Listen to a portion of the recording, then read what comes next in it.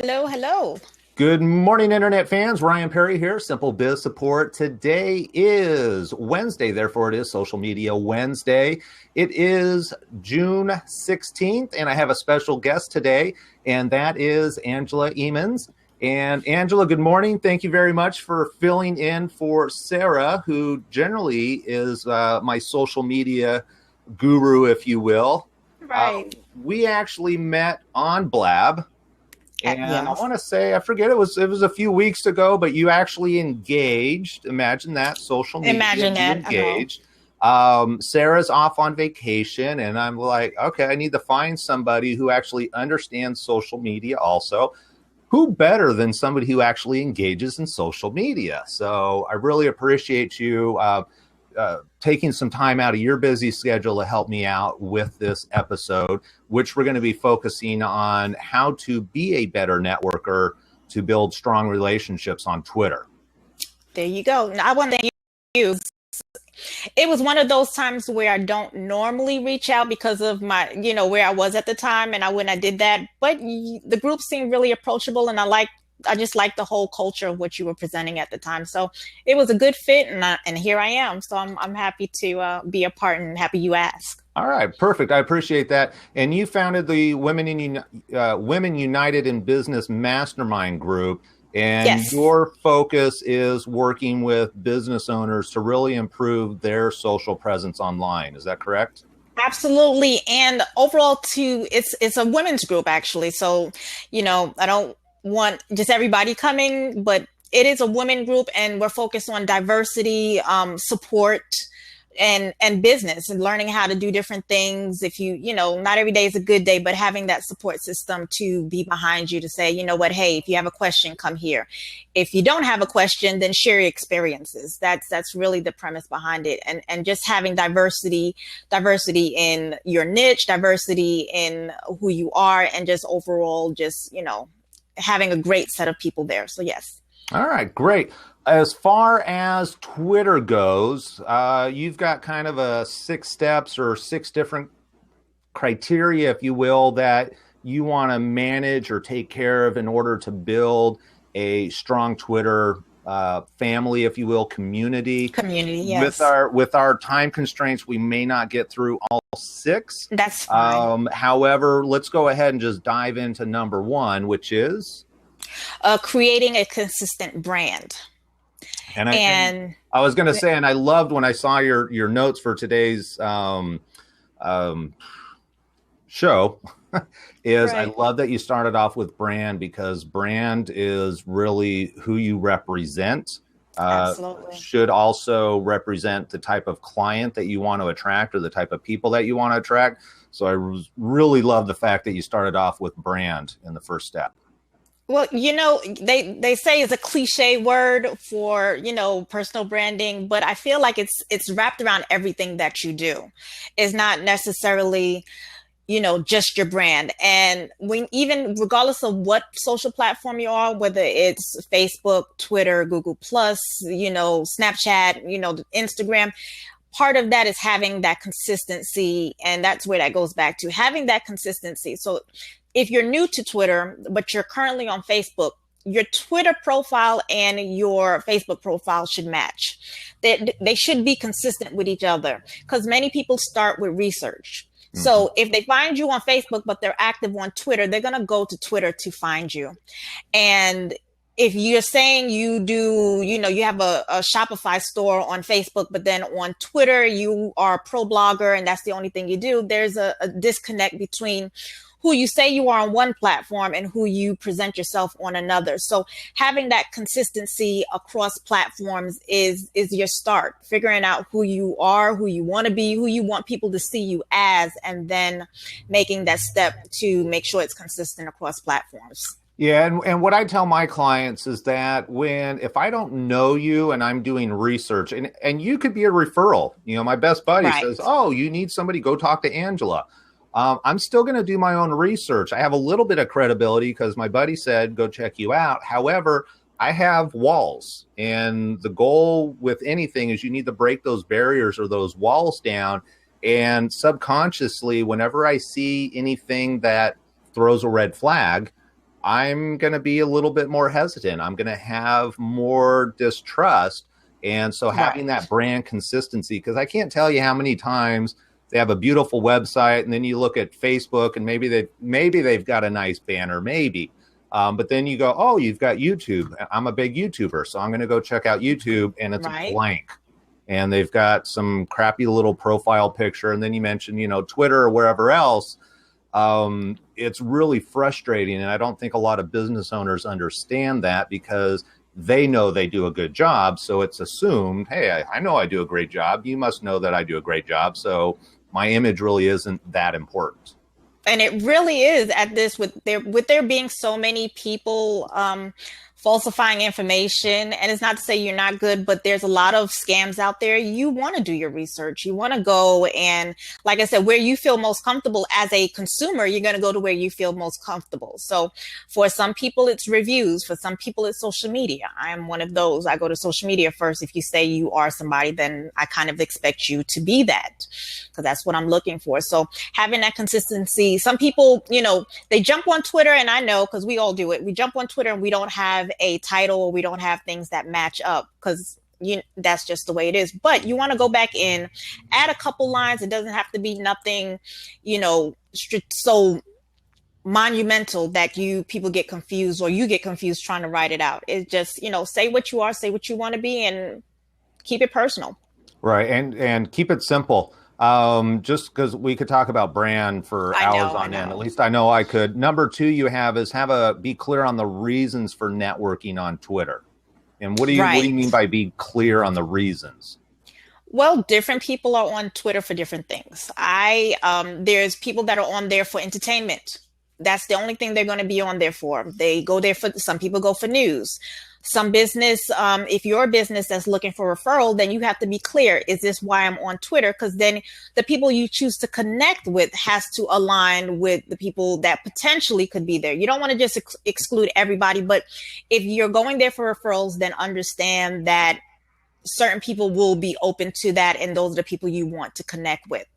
um, if you're going there for sales, which I don't advise you to do direct sales on Twitter, it can work, but I would advise, if you're looking for direct sales where you put a link to just your sales page, you be honest with yourself and know that it may or may not work if that's what you choose to do. Should you do it? Not really. If you do it, just understand why you're doing it.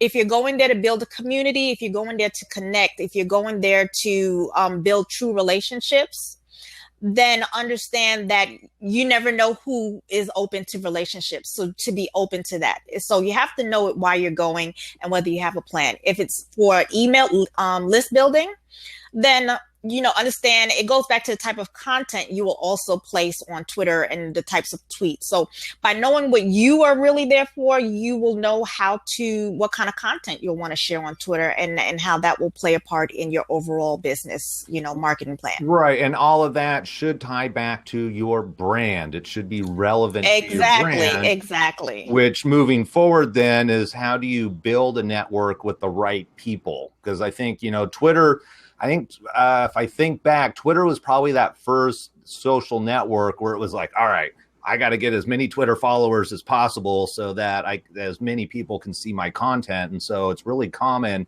for people to have thousands and thousands, even hundreds of thousands for the big guys. And then you looked at LinkedIn as an example. They started out being, you should be very selective about your audience, just people you know. And then LinkedIn kind of was like, hey, maybe you should have more people. And there's a lot of top people on LinkedIn that are pushing back and going, no, don't do that. Keep your network Exactly. small and keep it strong. And once again, it goes back to knowing what your purpose is, what your brand, what's your purpose for being on any of these platforms, and understanding the culture of the platform too plays a huge part. So engaging with the right people. Once you figure out, okay, why am I there? Engaging with the right people it doesn't mean just connecting with influencers. It doesn't mean just connecting with only people. It means connecting with people who are interested in what you have to say. So once you determine your brand, once you have figured out, you've created this consistency, what are you saying? And trying to find people who are speaking the same thing. So one of the tools that I would advise you to use, which is Twitter search. go to Twitter search and start typing in the keywords you already have for your business, and see who's talking about the topic that you're interested in presenting, selling, representing. If if you're doing referrals, maybe it's a certain group. Go to Twitter and type in your keywords, and you will find it'll pull up everything. You can sort by people, you can sort by tweets, you can see if they're tweeting. Maybe it's you want it in their bio. So um, engaging with those people first, and then taking the time to see who's talking about it. So just listening in on Twitter, and just following that, and maybe joining a couple chats. And you don't have to jump in right away, but you can listen to what people are saying and find people who are interested in what you want to say. Right. And the other piece that I'll add on to that is creating lists. It's just going to make your life so much easier if you go on the That's Twitter, a whole other topic. And maybe there's 2 or 3 different groups of people that you want to follow. Exactly. Have those. And what it does is not only does it make it easier to find the content, but I think it also helps to keep you more focused. That, all right, Yes. these are the 10 people I need to connect with. In referral marketing, I belong to BNI and referral marketing, which is all about personal networking. And it's a top 12 list, and you keep track of your top 12 people that are bringing you business, or that you expect to bring you business. And those are people that you go through, and every week you make sure that you engage with them so that you maintain that strong relationship, because the reality is out of sight, out of mind. And on Twitter, especially if you have thousands of followers, it's really easy to get out of sight. In fact, we had issues. We were initially chatting using Twitter chat, which is not my primary tool. And I'm like, oh, out of sight, out of mind. And it's like, we got to schedule this show. So yes, we had to. And just to piggyback off a Twitter list, it's a great tool for keeping track. Like you said, you keep track of your people when you put them on this list. You go to this list and say, oh, okay, let me go back and find out what's going on with such and such. Let me give a shout out to Experience Connections. It's like a BMI, BNI group. And that's one of the things that they're working on, keeping track of who are your supporters, who are your engagers.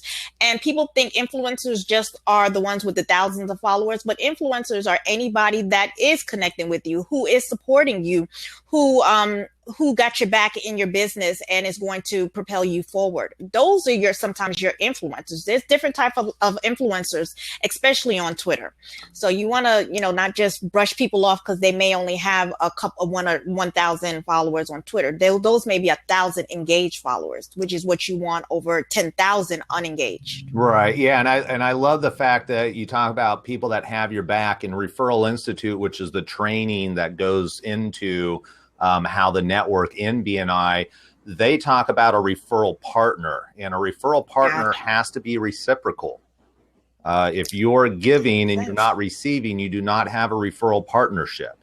And that may be okay. You may be in a position where it's much easier to give, but in a true referral partnership, and you talk about strong relationships, you don't go out on a date with somebody and get married the next day. Unless you go to Vegas and get drunk, but typically that doesn't happen. Instead, you need to invest in that person with your own time, your own emotions. There's financial contributions and going out on dates and all those different things that we invest. And then maybe a year or 2 years down the road, it's like, hey, we seem to get along well enough. Let's get married. And at that point, we have a referral partnership. And we should be really solid and moving forward. And what I love about those relationships, we're getting a little off topic here, but what I really love about those relationships is that you can be really honest with those people. Right, exactly. And that makes you a stronger person also, because they can push back on you and go, look, this isn't really the way we should be doing it. Let's go over here. Right. And you want that. And once again, going back to it, you can find those people on Twitter. And have those relationships on Twitter. Yes, you can. I've got a handful of people that got my back, and I found them through Twitter. And so, yes, it is possible. It does take time, like any relationship, just like you mentioned, but it's doable. It's definitely worth the effort. All right, perfect. We're actually out of time, but we got No. through finding the right people. You have 3 other tweet valuable content that your audience has interest in, which is Exactly. really important because if you want people to connect and engage with you, it It has shouldn't to be be what they about want. you unless you're really interesting. It really should be about your audience. So I love that. Be consistent with creating and sharing content, tools, automation. You definitely want to make sure you're using the right tools. I'm a big fan of Post Planner myself. There's I've Hootsuite. used Post Planner. What Yes, are it's a you a good one. Hootsuite user? I formerly a Hootsuite user. Currently, I'm on Social Oomph. It just works better as far as certain evergreen tweets that I just have send out. And once again, I know people are huge, not so big on automation, but automation is there to help. It's not there to keep the relationship, to keep the engagement going. Twitter is just there to make sure I have my certain posts going out, so I don't have to worry about that, and I can spend my time engaging with the people that I need to engage with. So Correct. Yeah. don't be scared of automation. Automation is definitely one of those areas you want to be careful. However, if you're Yes. going to be successful, automation Yes, is going to be part of it, unfortunately. That's just the reality. And then number it 6, is. totally love it. Be authentic, insightful, and helpful. It's really about giving. And fun, if need be. What's that? And fun. I mean, I tweet Game of Thrones, when it's not Game of Thrones, it's Walking Dead. And that's just, and I've connected with entrepreneurs and business owners who are also watching that, but might be scared. So I've connected with an audience that watch something similar to what I watch. So you can be yourself, you can still be authentic, you can still talk business and provide value and make people want to come back to your stream. Because if your stream is like everybody else, they're not going to want to come back. Right. Vanilla doesn't do it. Also, if you're trying to connect with millennials have a good BS detector, I think. And they Exactly. They don't really want to do see it all day. what's that? They don't want to see the same stuff all day. They want to see you talking and acting like you care. Right. If And being nothing real. else, I mean, they want to see that. yeah, perfect. All right. We've gone over our time, but that's only because Yes. we had great content. Love the conversation. Thank you very much. Angela, you are on Twitter at Angela Hemans, which is Yes. ANGELAHEMANS.